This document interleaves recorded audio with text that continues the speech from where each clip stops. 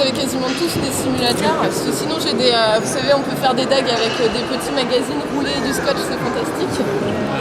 Ça a un avantage, c'est quand même, c'est pas cher, ça coûte rien, et ça fait pas mal au bras quand on fait les techniques. Et ça laisse pas de traces quand on tape sur ses enfants. Exactement, et c'est pareil aussi, vous pouvez les faire tomber, parce que quand on fait tomber une dague en bois comme ça, et ben des fois elle se casse. Voilà. Bon, je crois que tout le monde est là. Ouais. Alors avant de commencer, en fait, j'ai prévu un temps un petit peu de discussion. On commence par ça et après on joue. Parce que l'atelier que je propose là, donc c'est un atelier de dagues de Fiore qui se destine principalement à des gens qui ne connaissent pas forcément bien le manuscrit de Fiore. Donc est-ce qu'il y a parmi vous des gens qui connaissent bien le manuscrit de Fiore ou les manuscrits de Fiore? Ouais, c'est tout. Qui connaissent du moins son articulation, sa codification et tout ça. Ça va? Le but du jeu, c'est que vous ne le connaissiez pas et qu'à la fin, vous compreniez un petit peu comment il fonctionne. C'est un petit peu le but de l'atelier. On va pas faire un catalogue de techniques, je vais vous en montrer évidemment, on va en travailler. Mais sous-jacent de ça, c'est surtout comprendre comment le manuscrit de Fiore fonctionne, parce qu'il est bien particulier, c'est un système à lui tout seul. Et ça y est, mon élément de stress principal arrive. Donc si vous avez des questions, c'est Gilles que vous les posez, d'accord?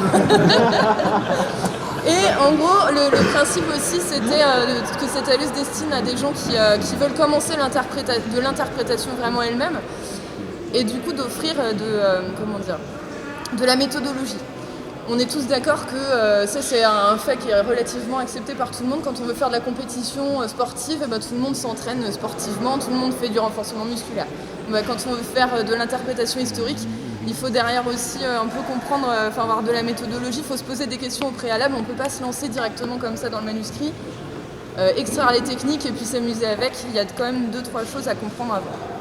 Donc on parle de ça d'abord, et après on joue. Du coup, tout à l'heure j'ai demandé qui connaît bien le manuscrit de Fiore. Tu connais bien? Ceux qui connaissent bien et ceux qui savent vraiment comment ça fonctionne, je vous demanderai de rien dire aux autres pour le moment. Après, à la fin de l'atelier, si vous voulez compléter, il n'y a pas de souci, mais c'est expérimental en fait. Merci. Ah, tu me l'avais piqué, je savais bien qu'il m'en manquait. Alors les questions à se poser quand on commence de l'interprétation, je pense que vous avez une idée, je mets peut-être des coups d'épée dans l'eau, mais c'est quand même important de le préciser, parce qu'il y a des gens qui s'attaquent aux techniques sans réfléchir à leur contexte. Donc réfléchir d'abord à qui a écrit le manuscrit devant lequel on est, pourquoi il l'a écrit et dans quel contexte. Grosso modo, c'est les 3 questions. Alors qui l'a écrit, Fiore dei Liberi, pour ceux qui ne le connaissent pas, on en connaît quand même des choses sur lui par rapport à Lichtenauer, qui est quand même une personne assez nébuleuse finalement. Je ne veux pas faire de comparaison, mais quand même, Fiore c'est vachement mieux. Fiore, on le connaît un peu, alors il a surtout dans chacun de ses manuscrits, il y a un gros prologue qui est écrit par lui-même, mais qui nous renseigne un peu sur le personnage. Alors si vous voulez des informations claires et concises, Pierre-Alexandre Chaise, il a fait un topo sur Fiore, sur je ne sais plus quel forum, qui fait un bon résumé de qui était Fiore. Donc globalement, on est face à c'est un maître d'armes qui est à cheval entre le 14e et le 15e. C'est vraiment un homme d'armes, un homme de guerre. C'est pas uniquement un mec qui est en escrime, qui fait de l'escrime en salle et qui enseigne à des nobles. C'est aussi un mec qui était sur le terrain. Il vit en Italie du Nord dans une période dans un contexte de guerre civile. Donc Fiore, il a été appelé, alors il est dans je ne sais plus quelle ville, Udine, c'est ça? Udine, pardon, excuse-moi, prononciation à la bretonne. Donc il va être plusieurs fois demandé dans cette ville pour faire des choses vraiment qui sont en rapport avec la guerre qui a lieu là. Donc par exemple, on lui demande de vérifier toutes les armes de la ville, on lui demande aussi d'aller former des soldats, ce genre de choses. Donc c'est vraiment quelqu'un qui est dans un contexte, qui connaît le contexte sérieux de la guerre. C'est pas uniquement du jeu. Donc forcément, ça va influencer les pièces qu'il écrit là. C'est la plupart des pièces qu'on a là, elles sont pas faites pour jouer. C'est pas du jeu. Donc le contexte et pourquoi il l'écrit, après ça, tu t'en as parlé un peu ce matin, ça je connais un peu moins bien, mais c'est 4 manuscrits qu'il a écrits, parce qu'il y en a 4. Enfin, 4 connus en tout cas. C'est On a 4 copies exactement. oui, 4 copies. C'est pas comme il dit qu'il y en a écrit un. Ah bon? D'accord. Il a mis le dossier, il dit écrit un, ça m'a pris 6 mois pour le faire. Ouais, voilà. Bon, mais en gros, bon, bah, c'est destiné. Alors il y en a un, il dit clairement à qui il est destiné. Les autres, je suis pas sûre. Deux où il est destiné à quelqu'un et deux où c'est pas très clair. Marqué Nicolo 3 d'essai. Nicolo 3 d'essai. Ouais, voilà. Bon, après, voilà. Donc tout ça, de toute façon, dans le prologue, vous l'avez. Donc c'est la partie du prologue, clairement, c'est pas un truc qu'on peut sauter quand on veut après s'intéresser aux pièces qui suivent. Alors la dague elle-même, après, c'est quand même, c'est bien de s'intéresser à l'arme qu'on utilise. La dague à rouelle, tout le monde connaît un petit peu cette arme-là. Donc c'est une arme principalement qui est principalement piquante, hein. C'est une arme d'estoc qui est pas tellement tranchante. La lame est particulièrement épaisse et pointue en fait. Mais après derrière, on va pas chercher comme un couteau à couper avec ce genre d'arme. Elle apparaît au XIVe siècle. À la base, c'est plutôt une arme militaire. Les rouelles, elles vont permettre de renforcer les faiblesses de l'armure. Quand vous avez un gantelet armuré, là, vous avez des faiblesses ici et là, et les rouelles vont venir fermer. Donc ça fait un point armé complètement protégé. Plus tard, elle devient aussi une arme civile et du coup, les rouelles se rétrécissent. C'est pour ça que moi, j'ai pas des grosses rouelles, ça va pas me protéger la main. Ça te fait rire, j'ai pas des grosses rouelles. Par exemple, on comprend un peu une bagarre. C'est pas la taille. Moi, j'ai pas des coups. Ouais, il a des petites rouelles, purée. L'arme, elle peut mesurer la lame, elle peut mesurer jusqu'à plus de 40 cm pour les plus grandes. Bon, en moyenne, 30-40 cm, ce qui est quand même pas mal. Ça veut dire que si vous attaquez par le bas ou par le haut, vous arrivez forcément quelque part en touillant un peu sur un organe vital. Donc, généralement, c'est relativement efficace. Voilà, donc bien comprendre cette arme. Juste une chose on a la chance de l'avoir dans le... Alors moi, j'utilise le Getty. Hein. Aujourd'hui, on voit des pièces du Getty, qui est une des 4 copies de Furet. Il donne une petite... il écrit quelque chose sur la dague que je trouve assez... rigolo, je vous le dis quand même. Ça nous donne l'idée de comment est-ce que Furet se représente la dague elle-même. Je suis la noble arme appelée dague, qui suis très gracieuse dans le jeu étroit. Et celui qui connaît ma malice et mon art tout en subtilité aura une bonne part de l'art des armes. Et pour finir rapidement un combat cruel, aucun homme qui me verra faire l'art des armes, mes couvertures et mes estocs, faire avec la lutte et lui ôter sa dague avec fracture et clé, ne vaudra rien contre moi. Et aucune arme ni aucune armure ne vaut rien contre moi. C'est clair, voilà, la dague c'est plutôt une arme assez efficace.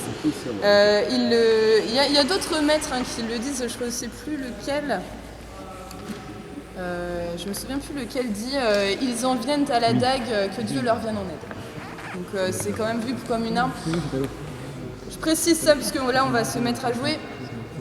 Je le précise vraiment, j'insiste dessus, donc le contexte c'est de la self, hein, on en parlait tout à l'heure, le contexte de self-défense ou de sport avec Gaëtan et Michel. Donc là c'est de la self. C'est fait pour tuer, il y a 5 choses que Furet dit qu'il ne faut pas oublier de faire, c'est ôter la dague, le frapper, lui briser les bras, faire des clés et le jeter au sol. Si on peut faire les 5, c'est parfait. Dans cet ordre-là ou à l'envers, peu importe, mais ça fait partie des jeux auxquels il ne faut pas renoncer. Donc tout ce qu'on va faire a pour destination quand même de péter la gueule au mec d'en face bien violemment, donc faites attention. Je le dis parce que je l'ai dit à certains, des fois, oui, retourne-toi. Et moi j'ai failli casser ma télé chez moi avec J'ai failli casser ta télé avec toi. volant comme ça. Donc tout peut potentiellement vous disloquer une épaule ou quelque chose comme ça. Donc faites gaffe. Est-ce que vous avez des questions? Je fais en super condensé, donc résumé, donc un peu simpliste, mais pour juste replanter le contexte. Est-ce que vous avez des questions par rapport à ça? Non? Eh ben, on va se lever. Main droite, parce qu'on va faire ça de la main droite. Le but, c'est de toucher l'épaule, derrière l'épaule de l'adversaire. Chacun, donc vous esquivez, vous bougez. C'est juste pour se réchauffer un petit peu. Hop.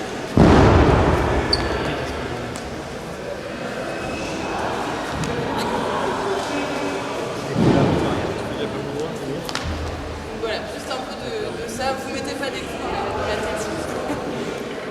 Premier jeu qu'on va voir. premier jeu du premier mètre. Je vais t'utiliser du coup, Léo. Vu que Nino elle est partie là-bas. Vous voulez que je vous lise le texte qui va avec? Tant qu'à faire. Enfin, même si vous voulez pas, je vais le faire en fait. C'est celui-là là. Premier jeu du premier mètre. Je suis le premier maître et je suis appelé remède car remède signifie que je sais remédier. C'est-à-dire que tu ne te fais pas frapper et qu'au contraire, tu peux frapper et blesser ton ennemi. Jusque-là, c'est très clair ce qu'il faut faire, hein? Oui. Et ainsi, je n'ai rien de mieux à faire que d'envoyer ta dague au sol en tournant ma main gauche du côté gauche. Ma main du côté gauche, pardon. Alors, je vous ai pas... je vais pas un peu vite, mais je vous ai pas expliqué comment on attaque avec une dague, mais... Excuse-moi, je te la pique. Je pense que pour certains c'est très clair, ça devrait aller. J'ai juste expliqué vite fait, c'est une arme des stocks, hein.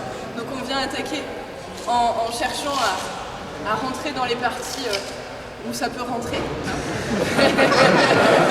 Donc par le haut, à droite, de ce côté-là, c'est ce qu'il appelle les revers, Fioré. Il les fait, il dit quand même, faites attention, ce coup-là, en fait, on offre son coude. Donc il y a possibilité de se faire contrer assez facilement. Donc ces coups-là, il faut jouer avec aussi. Mais ils sont un peu plus dangereux, un peu plus risqués pour celui qui attaque. Et on a les coups du bas, parce que là ça rentre très bien. Puis avec 40 cm, on arrive facilement jusque là. Tout va bien. Donc, il m'attaque de sa main droite. Je suis dans une garde qu'il appelle la porte de fer. J'ai mon pied gauche en avant, donc ma main gauche, elle est plus en avant que ma main droite. Donc forcément, je vais venir gérer la menace avec la main qui est la plus proche. Quand il m'attaque, je vais venir avec un petit déplacement sur le côté. Si je reste en face, sachant qu'en plus Léo il a des gros bras et que moi celui-là j'en ai plus, même si j'ai réceptionné la menace, il y a un moment où ça va m'arriver dedans quand même. Donc je me déplace et là comme il dit, je ne fais rien d'autre que de tourner ma main et en principe il ne peut pas garder sa dague dans sa main. Et gentiment, je lui rends sa dague parce que quand même, on prête mais on rend après. Donc, premier jeu du premier mètre, je le remontre. Hop. Juste une chose à ne pas faire, à venir avec votre pouce en opposition. Ne faites surtout pas ça. Ne faites surtout pas ça. Surtout face à un Léo. Vous allez vous péter le pouce. Donc vous venez en gros avec le tranchant de la main. Et on profite de l'angle là entre la dague et le bras parce que ça va créer un levier tout simplement. Et j'arrive au niveau de l'ouverture de ses doigts, donc il n'a pas d'autre choix que de lâcher sa dague. Il est simple ce jeu là, allez, c'est parti, on repart.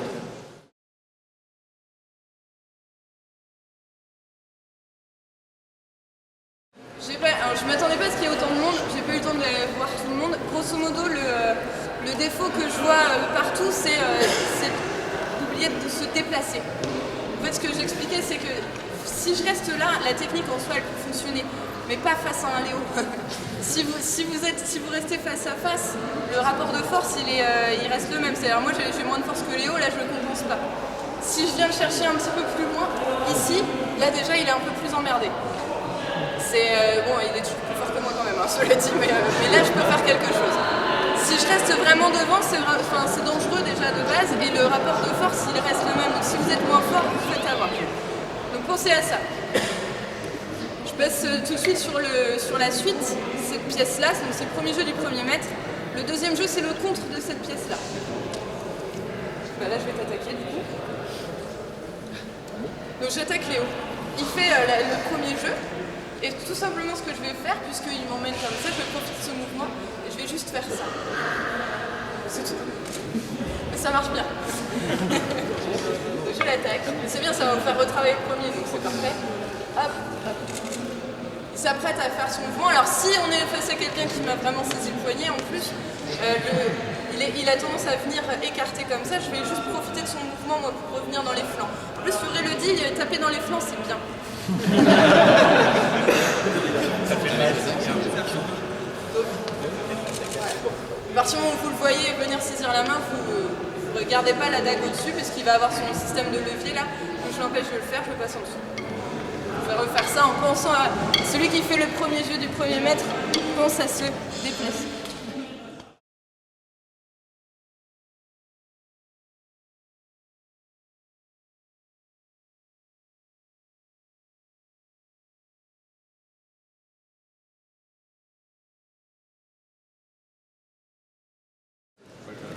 Ça va? N'hésitez pas, hein, si vous avez des questions, des remarques, des précisions à donner ou à demander, il n'y a pas de souci. Alors on continue sur ce. Alors donc là c'était le premier jeu et son contre. On est sur le troisième jeu maintenant, donc on revient sur Léo Matax, c'est lui le méchant, c'est la. Alors là l'idée, alors c'est pas hyper précisé dans le texte, donc c'est mon interprétation, c'est sujet à modification, hein, si jamais. Je reste sur le même principe, je viens avec ma main gauche ici. L'idée c'est que Léo, soit il a attaqué avec le bras plié, soit il va le rétracter à ce moment-là. Là je vais venir caler le dos de ma main sur son coude ici. T'as des gros bras toi. Et là je fais juste ça. Ça va? Alors cette technique, faites gaffe hein, parce qu'elle est un peu contraignante pour l'épaule. On a quand même pas mal de gens qui ont des épaules en vrac. C'est important ici de ne pas rester loin. Parce que si vous le faites de loin, ça ne marche pas. Et puis moi je vais me retrouver dans des situations compliquées. Et c'est important aussi de ne pas aller chercher loin là. Parce que parfois on va chercher trop loin et en fait ça marche pas. Il faut vraiment juste le dos de la main et en principe là c'est bon. Est-ce que j'oublie quelque chose? Non, c'est ça je tourne de toute façon.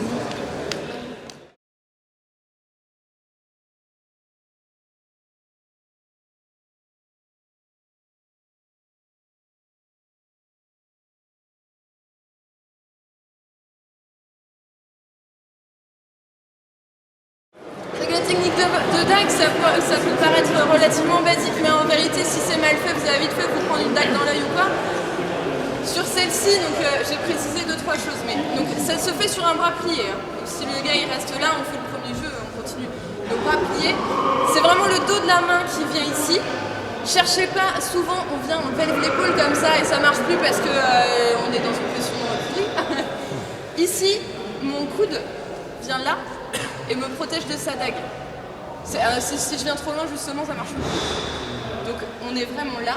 Et là, ce que je fais, c'est que c'est un levier, ça. Donc, le levier, je vais le baisser, mais en baissant mon coup de pas en cherchant à lever là, surtout que là, moi, je vais pas y arriver, ça va faire très. On baisse là. C'est lui qui doit être contraint, c'est pas moi. Ça a l'air de marcher. Autre chose, si vous restez trop de face, ça fonctionne pas. Moi, alors, je viens vraiment sur le côté ici que ça fonctionne. Alors après, soit je lui pète l'épaule, soit je le fous au sol, hein, mais non, vous avez le choix. Exprimez-vous, soyez inspirés. Refaites-la juste 2 minutes, celle-là, avec ces idées-là en tête, et on voit le contre.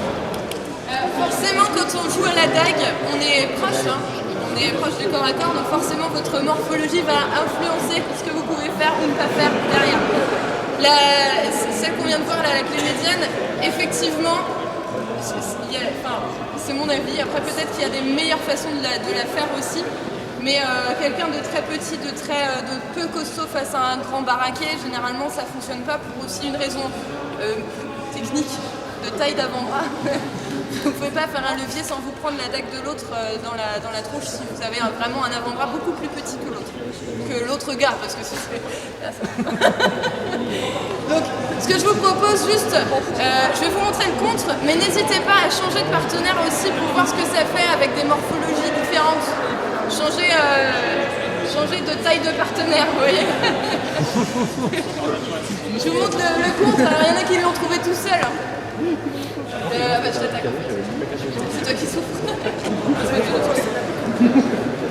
Donc j'attaque Léo, il commence à me faire la technique. Alors là, attention, il est plus fort que moi, donc j'ai intérêt de réagir vite. Là, c'est déjà trop tard, à la limite, c'est vraiment trop tard. Mais le contre, l'idée, c'est ça. Je viens choper ma main ou le pommeau de ma dague et je vais faire ça. Tout simplement. Sauf que là, le timing est hyper important. Plus vous êtes face à quelqu'un de costaud, plus vous avez intérêt de réagir vite. C'est une question d'angle, mais si je suis là, c'est mort. Je vais pas chercher. Enfin, c'est trop tard de toute façon. Pas le temps de réfléchir. Donc ça, faites-le vraiment dans le bon timing. Et c'est pour ça aussi changer les partenaires pour vous rendre compte de à quel moment vous pouvez la placer aussi.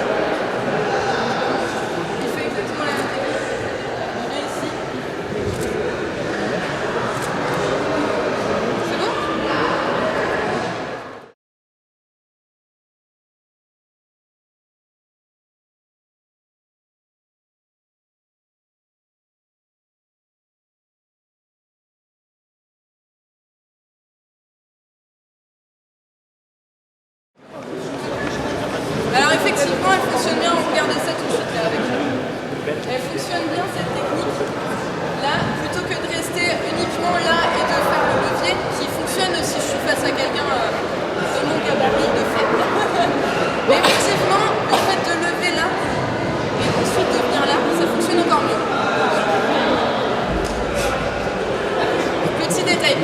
Le manuscrit de Fiori, on a la chance d'avoir des belles images et un texte qui va avec à chaque fois, mais tout n'est pas écrit dessus. Les images, elles peuvent parfois manquer de précision, on va en parler plus tard. Mais tout n'est pas écrit dessus, donc forcément, des fois, il peut y avoir un petit truc tout bête, là, effectivement, de lever le bras juste. Ça permet de placer la technique quasiment avec certitude. Donc ça, c'est des petites choses. Si vous voulez faire de la dague, après, n'hésitez pas à expérimenter. C'est pas parce que c'est pas écrit que c'est faux. Là, pour le coup, tout n'est pas dedans. Maintenant, ce que je vous propose, donc on vient de voir les 4 premiers jeux du premier mètre. Ils sont vachement brouillants, les lutteurs, quand même. Ouais. Alors, vous êtes vachement nombreux, par contre. Il faudrait faire des groupes de 4 à peu près. Je vais vous donner une technique de dague du manuscrit. Je vous dis rien dessus, donc les gens qui connaissent le manuscrit de Fiori, s'il vous plaît, ne dites rien. Tu t'en vas, Gilles, va-t'en. Je vous laisse 10 minutes à peu près, 10 minutes c'est long, pour réfléchir et essayer de trouver la technique qui est dessus. Vraiment, je demande juste à ceux qui la connaissent, qui ont déjà eu cette technique ou qui connaissent bien le manuscrit, d'essayer de donner le moins d'informations possible, c'est volontaire de ma part. Vous avez le droit de me poser plein de questions sur les choses qui vous manquent. Je ne répondrai pas tout de suite, mais posez-moi les questions quand même. Alors je vous ai donné l'image et le texte qui va avec. Je suis désolée, mon imprimante elle a un peu bugué au niveau de la couleur, donc il y a du noir et blanc, il y a du bleu. C'est beau, hein. J'en ai pas beaucoup. Si on fait des groupes de 4, en principe ça devrait aller.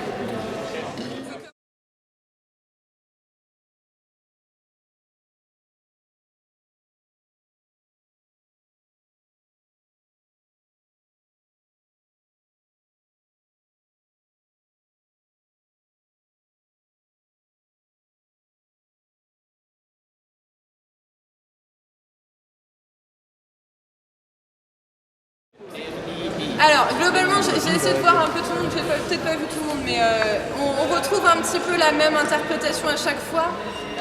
Est-ce que quelqu'un, globalement, vous voulez montrer ce que vous faisiez là? Ça ne me dérange pas? Ce que vous venez de me montrer, est-ce que c'est globalement ce qu'on retrouve? Voilà. Enfin, globalement, vous en arriviez toujours à ça. C'est pas ça. C'est pas une vidéo. Ce qui vous manque, s'il vous manque des choses, il y a eu des questions que vous m'avez posées qui sont pertinentes parce que effectivement vous n'avez pas toutes les informations. Pourtant cette technique-là, il y a la technique, le manuscrit, il n'y a rien avant, il n'y a rien après. Enfin, entre guillemets, qui aide à comprendre le truc. Ce qu'il fallait, c'est lire le prologue, vous ne l'avez pas fait. Alors, il vous manque 2 choses. Déjà, vous ne savez pas qui a attaqué à la base. Parce que j'ai fait exprès, j'ai pris une technique où les dagues sont plus dans les mains. On ne sait pas vraiment qui a attaqué. Il faut savoir que donc, dans le manuscrit de Fiori, il y a une codification qui se matérialise par des couronnes et des jarretières. Alors là, je vous ai donné une version qui n'est pas très jolie, mais regardez mes petits bonhommes, là, ils ont des couronnes et des jarretières, là, rehaussées à la feuille d'or, c'est très joli. Alors la couronne, elle matérialise toujours le maître remède, c'est-à-dire celui qui gère la menace d'une certaine façon. Par exemple, je vous ai montré les jeux du premier maître. Le premier maître, c'est un maître qui gère la menace avec sa main gauche. Il est parti de sa porte de fer là, avec sa main gauche en avant, donc il gère les choses avec la main gauche. Donc le couronne, c'est celui qui fait le remède. Celui qui a une jarretière, c'est l'élève du maître. Donc globalement, il part de la même situation initiale, mais il va faire un jeu en plus, une subtilité qui va... ou alors le mec d'en face a fait un petit truc en plus ou en moins, qui fait qu'il va découler de ça, de cette première situation, mais il va faire autre chose. Donc il y a le maître, ses élèves avec la jarretière, et vous avez les petits bonhommes qui portent les couronnes et les jarretières en même temps, qui eux sont les comtes de ces jeux-là. Donc déjà ça, il faut le savoir. Donc là, votre bonhomme, sur votre manuscrit, il porte juste une jarretière. Donc c'est un élève du 3e maître. Sachant que le 3e maître, a priori, c'est un maître qui gère la menace avec sa main droite. À partir de là, en ayant déjà ça, vous devriez pouvoir trouver les choses. Je vous redonne 3 minutes. Normalement, en sachant qu'il gère avec la main droite et que vous savez qui attaque, vous devriez y arriver.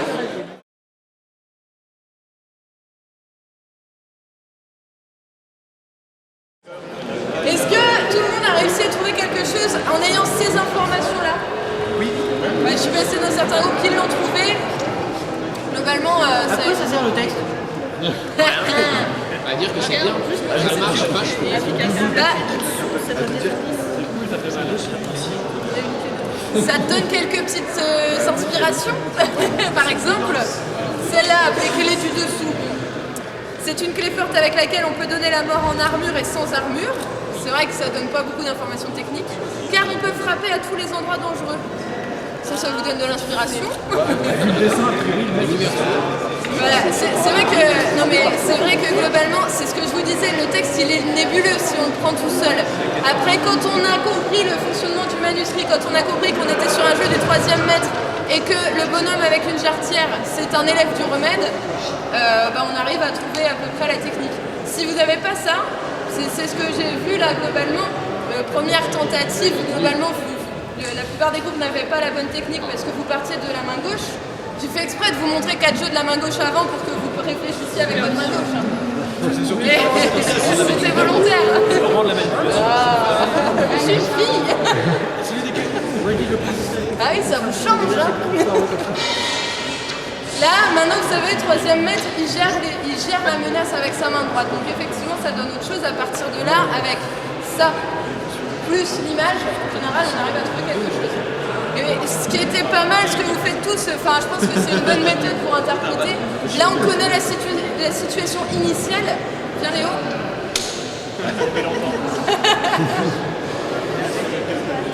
On connaît la situation initiale, c'est un mec qui m'attaque et moi je viens avec ma main droite. Alors il dit les jeux de la main droite renversée, donc de cette manière-là. Et on connaît la situation finale qui est celle-là, voilà.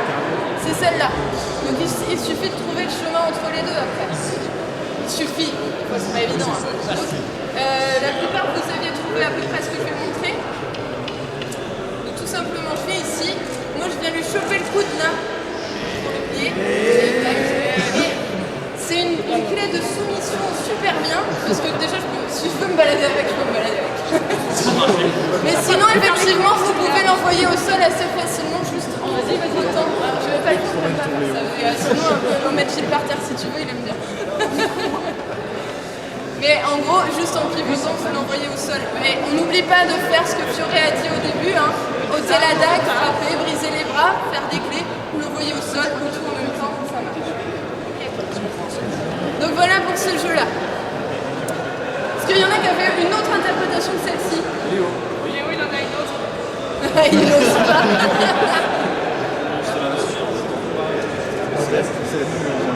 Tu veux montrer ou non? Vous avez une autre?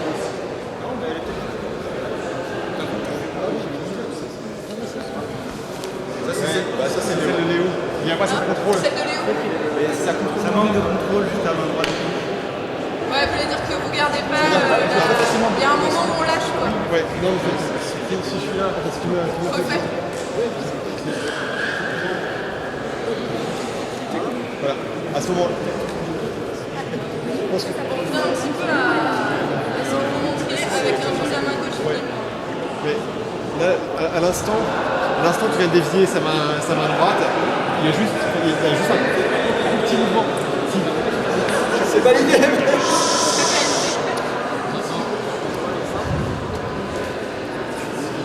Problème. Le coude.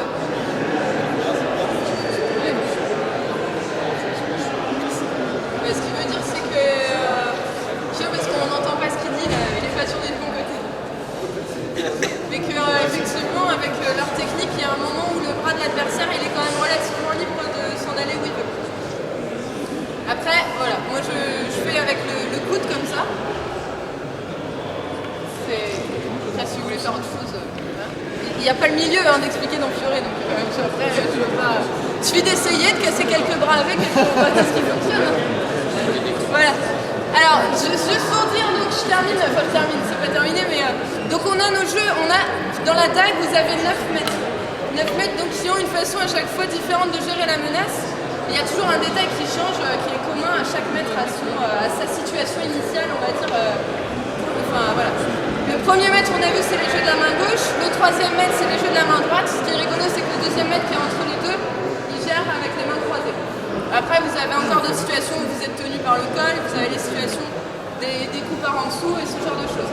Le batou, je les ai même pas encore tous vus moi-même, donc voilà. Ce que je vous propose, on peut faire un petit jeu là, avant de vous remettre. Je terminerai tout à l'heure par une dernière image. Ce sera moins long, mais quand même. Mais ce qu'on peut faire, c'est un exercice que je trouve intéressant, même pour les pelongues, c'est de s'amuser à. Là, ceux qui veulent mettre des masques, ils mettent des masques, ils font une dague.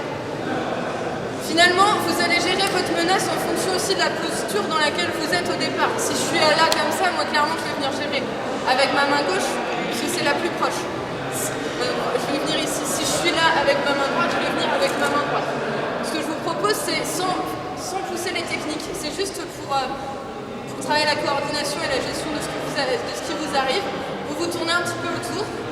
Puis en fonction de comment vous êtes quand ils vous attaquent, vous gérez avec votre main gauche ou votre main droite. Mais vous n'allez pas plus loin que ça. C'est juste pour jouer un peu. Au niveau de l'attaque, c'est ça du principe d'une attaque verticale. Sur cette verticale, il y a une variation. Comme ça. Une variation sur les angles. Tu peux faire un revers, comme je disais tout à l'heure. C'est ça que tu veux dire? C'est des attaques droites ou revers? Revers, attaque droite, et effectivement, même sur les attaques centres. Alors les attaques centres, ils montrent pas. Et Fury, il montre effectivement les attaques de ce côté-là ou vers le bas. Je pense que tout simplement, ils visent les endroits qui sont où tu peux rentrer. Une attaque. Je me rends compte que je suis parfois allée un peu vite sur certaines explications. Juste les jeux de la main droite. C'est vraiment des jeux, ils disent de la main droite renversée. Ouais, les je viens pas ici. En plus, vous avez vu, ça c'est pas bien. Je sors de position. Je viens là. D'accord, c'est les jeux de la main droite, c'est ça. Après, il y a plein de choses qu'on peut faire. Ce sera pour la prochaine atelier. Voilà, c'était juste ce petit jeu. Ce que je vous propose, c'est juste que la dague, c'est vraiment bien pour apprendre à se coordonner aussi. Forcément, on ne vient pas gérer la menace avec le pied gauche devant, ça marche pas. C'est dommage. Vous voyez, j'ai la main gauche, elle va beaucoup plus loin, donc c'est plus intéressant de le faire là. Ouais. Je vous donne une dernière image, on ne peut pas passer autant de temps sur l'interprétation dessus, c'est juste pour vous montrer autre chose. Vous pouvez refaire vos groupes, juste vous éloignez pas, on reste ensemble, regardez et dites-moi un peu ce que vous en pensez. Je ne sais pas quels étaient vos groupes.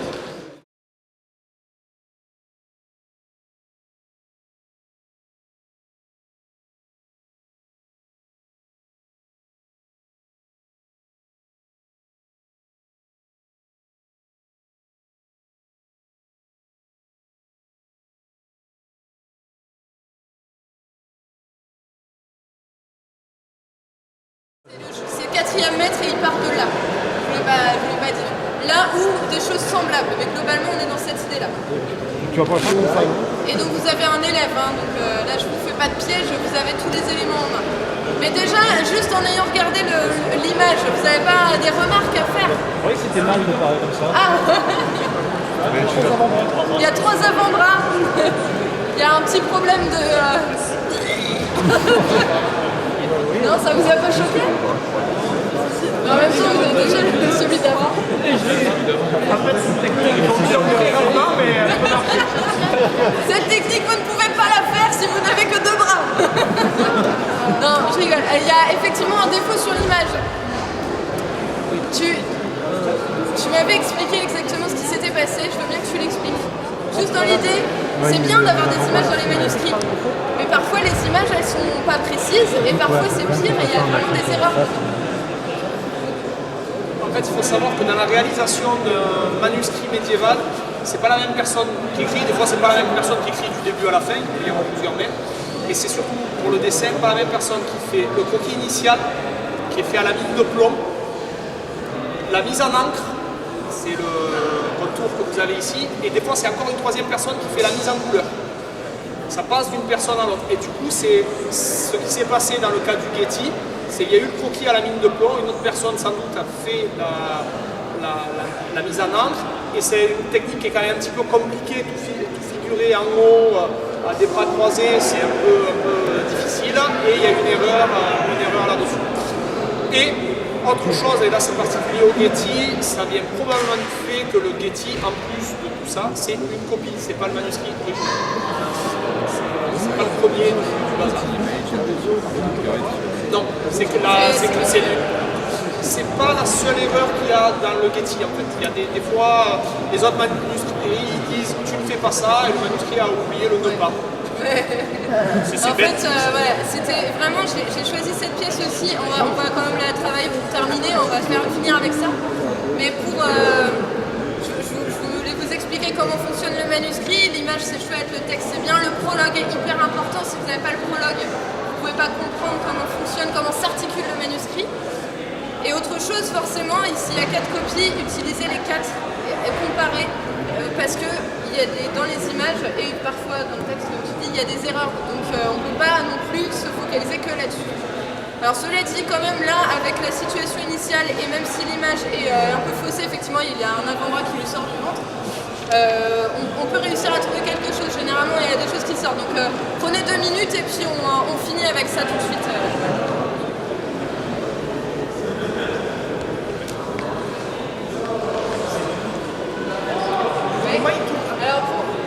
Pourquoi il tourne le poignet?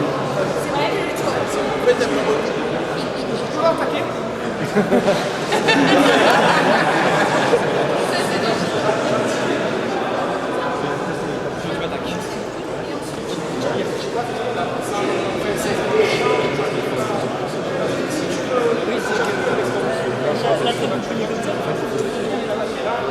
Le problème de ça, c'est que c'est un rapport de force en fait.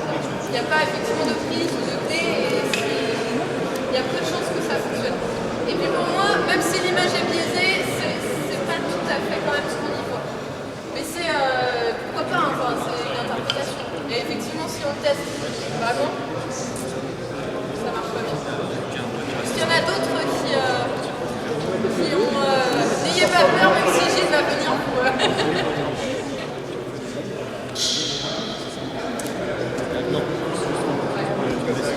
Alors, je veux bien en commun parce que c'est une bonne idée. En tout cas, la situation initiale elle me paraît bonne. Je la finis pas comme ça. Il y en a d'autres qui avaient ça. Il y en a qui ont autre chose, qui veulent montrer autre chose.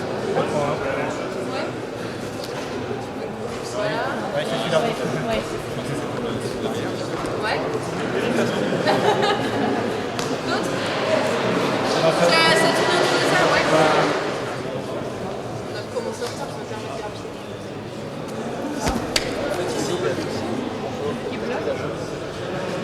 Ouais. Je vais doucement parce que c'est du béton. Ah, ça va. Ça va. Vinaigre, c'est juste Moi, alors, je vous propose que mon interprétation à moi, sachant que je suis pas, ça fait pas si longtemps que ça, je pose ces pièces-là. Je sais plus qui a fait juste avant là. C'était vous? Non, c'était vous. Je suis assez d'accord avec ce que vous avez fait à la base.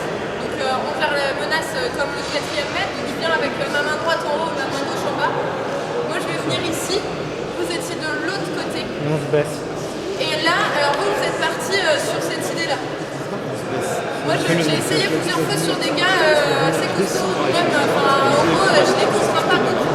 Moi, ce que je fais ici, c'est que je baisse, je vais appuyer là et relever là, mais globalement, je vais baisser mon centre de gravité pour l'emmener là.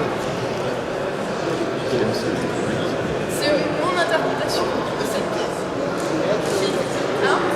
Là, ça colle le texte, et pour moi, même si j'ai pas d'avant-bras qui sort là, globalement, je le fais à peu près à l'image. Ouais, en fait, moi, j'ai l'impression que sur toutes ces pièces, il utilise le levier. Donc, il y a toujours un truc qui monte, un truc qui descend. Donc là, je vais monter le coude, grosso modo, enfin, dans l'idée, pour le contrainte, et je vais baisser ça. Et du coup, je me mets là.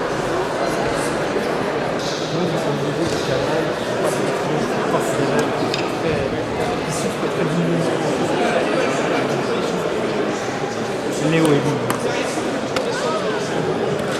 C'est mieux. Là, là.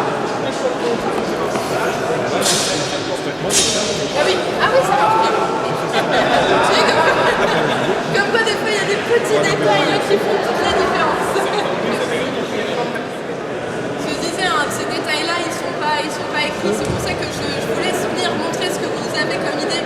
Après, effectivement, on peut, entre guillemets, j'aime pas le mot, mais juger de la pertinence de l'interprétation en fonction de ce qui est écrit et de ce qui est représenté. Mais comme on vous le disait, il y a des erreurs parfois, donc on peut, voilà. Et l'intérêt aussi, quand vous avez un manuscrit furé, c'est d'aller voir dans les 4 autres, puisque grosso modo, vous retrouvez les mêmes pièces dans les 4 autres. J'arrête là-dessus, il est 17h05, pour une fois je peux être en retard. Voilà. Merci à vous, juste je rends quand même à César ce qui est à César. Moi je retravaille sur Fioré depuis un moment avec un petit groupe à la confrérie de la Corneille. Il n'y en a aucun qui est là sauf lui qui s'est barré de la confrérie, donc bref, je lui fais mal, voilà. Mais sinon c'est vrai que je me suis beaucoup servi aussi des interprétations de Fabrice Cognot et de Gilles Martinez ici présent. De ce que Pierre-Alexandre Chaise a écrit sur Fioré. Et les traductions, c'est les traductions de Benjamin Connon qui sont toutes disponibles sur le site de Taillé.